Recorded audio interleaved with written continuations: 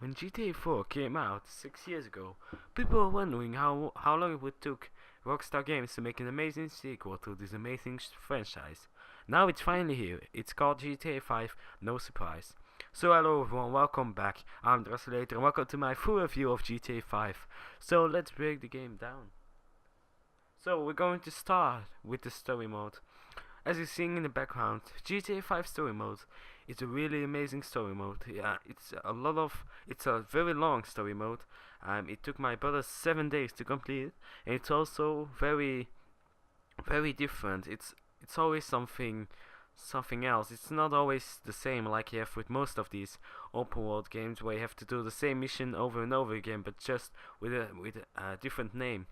There are a lot of things to do in this story mode, and the way that the story is told in this game is really clever and intelligent by the game makers.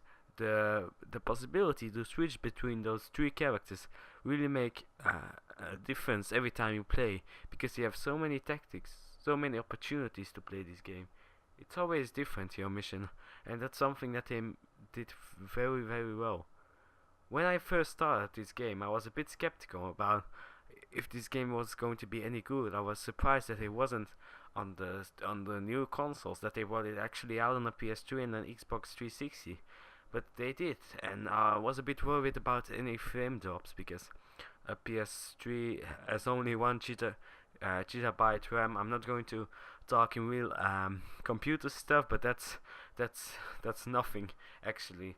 So GTA 5 really succeed in the way of telling a story, and the way making it every time different by switching between those three characters at any time outside of mission and sometimes in missions. Also, how does Los Santos look? Los Santos isn't a city anymore, now it's a whole region. That's something different when with what we had in the previous GTA, where it was just one city. Now it's three cities combined, not really three cities, but three parts of the city combined in one. And the city looks alive, looks amazing. It really has a nice light and a live feeling to the city. It's an amazing city, and there's always something to do in it. Maybe just drive around, but sometimes just shoot on cops, or just free roaming is a lot of fun in this game. And that's because you have also, first of all, there's always something happening, like I said previously, but also you have three characters which each of them have their own special ability, which also fashions things up sometimes.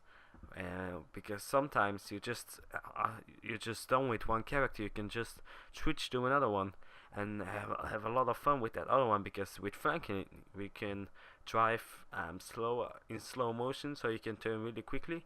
But with Michael, I think he shoots in slow motion.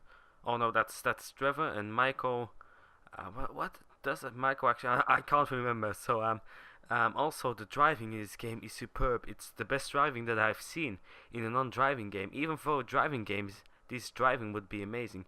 There are a lot of cars, like you see me driving here with Pagani. I actually fly out of it, so that's a bit of a new move by me. I